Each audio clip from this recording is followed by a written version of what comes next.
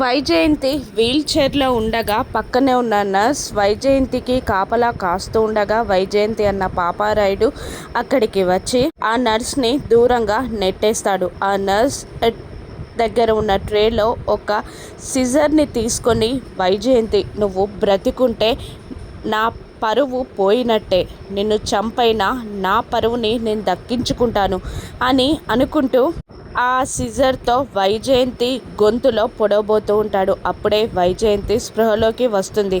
తన గొంతులో దిగబోతున్న ఆ కత్తిని ఆపేసి అన్నని దూరంగా తోస్తుంది. అంతేకాదు ఆ సిజర్ని అన్నకి చూపిస్తూ చంపేస్తానన్నట్టు బెదిరిస్తూ ఉంటుంది వైజయంతి. కానీ పాపారాయుడు ఏమాత్రం భయపడడు.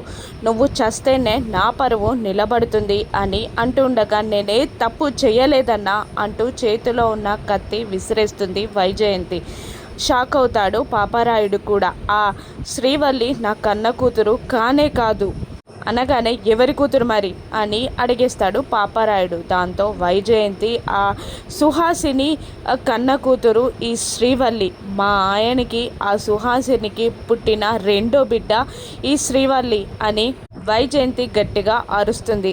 అప్పటికే బయట నర్స్ దగ్గర సీజర్ కనిపించట్లేదు అన్న మాట విన్న జగదాత్రి రూమ్ డోర్ దగ్గరే నిలబడి వీళ్ళ మాటలన్నీ వింటూ ఉంటుంది.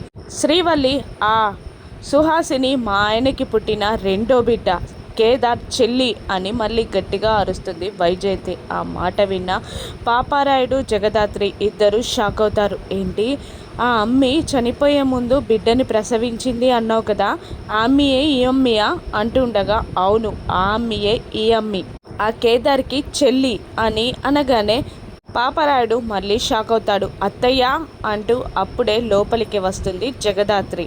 జగదాత్రి వైజయంతిని పాపారాయుడి అనుమానంగా చూస్తూ ఉంటుంది. ఇక శ్రీవల్లి కేదార్ చెల్లి అన్న నిజం జగదాత్రి బయటపెడుతుందా? జగదాత్రి ఈ నిజం అందరికీ చెప్పకుండా వైజయంతి పాపారాయుడు ఆపగలరా? రాను ఎపిసోడ్స్లో చూద్దాం. Thank you for watching.